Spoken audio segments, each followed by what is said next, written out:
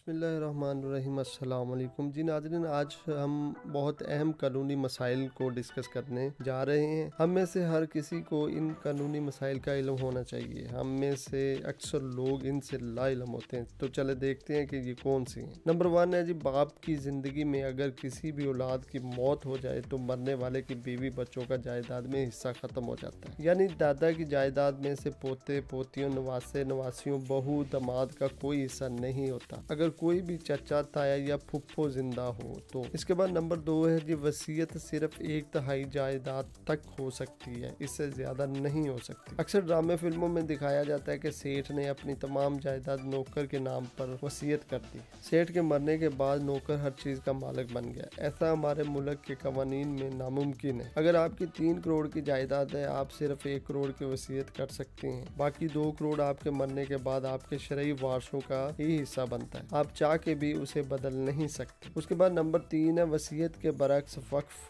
पूरी जायदाद का हो सकता है, लेकिन वक्फ में अगला बंदा उसी लम्हे मालिक बन जाता है, आपके मरने के बाद नहीं। दूसरी बात, वक्फ करने के बाद आप कुछ भी वापस नहीं ले सकते। ये ऐसे ही है जैसे आपने अपनी जायदाद किसी को बेच दी हो। इसके बाद नंबर 4 है, आग नामे की कोई कानूनी हैसियत नहीं होती। आग शुदा औलाद वालिद या वालदा के मरने के बाद पूरी तरह वारिस होती है। इसके बाद ले पालक औलाद जायदाद में से 1 रुपया की भी वारिस नहीं होती। नंबर 6 पे है, बिलफर्ज किसी शख्स की 1 करोड़ की जायदाद है, उसकी बस एक ही बेटी है, उसकी मौत के बाद वो बेटी सिर्फ आधी जायदाद यानी 50 लाख की वारिस है। बाकी आधी जायदाद मरने वाले के भाई बहन और दीगर वारसों में बांटी जाएगी। उसके बाद नंबर 7 पे है, एक शख्स की 2, 4, 5, 10 यानी कुछ बेटियां हैं, वो भी जायदाद की पूरी वारिस नहीं है, बस 2/3 जायदाद की वारिस है। बाकी 1/3 उसके भाई बहन और दीगर वारसों में ही जाएगी। इसके बाद नंबर 8 है, एक शख्स का एक ही बेटा है, वो तमाम की तमाम जायदाद का वारिस होता है। नंबर 9 है, भाई होने की वजह से बहनों की जायदाद का मुस्तकबिल भी महफूज हो जाता है। अब चचा ताया वगैरह बहनों की जायदाद से नहीं ले सकते क्योंकि मरने वाले का कम से कम एक बेटा मौजूद है। उसके बाद नंबर 10 है, मियाँ बीवी कभी भी एक दूसरे के पूरे वारिस नहीं हो सकते। मसलन एक शख्स की 4 करोड़ की जायदाद है, औलाद कोई नहीं, उसके मरने के बाद बीवी सिर्फ 1 करोड़ की मालिक है। हाँ, अगर कम से कम एक बेटा हो तब कोई मसला नहीं होता। तो नाज़रीन, मेरे चैनल को सब्सक्राइब करें और बेल आइकन का बटन दबाएं ताकि आने वाली वीडियो से आप मुस्तफीद हो सकें।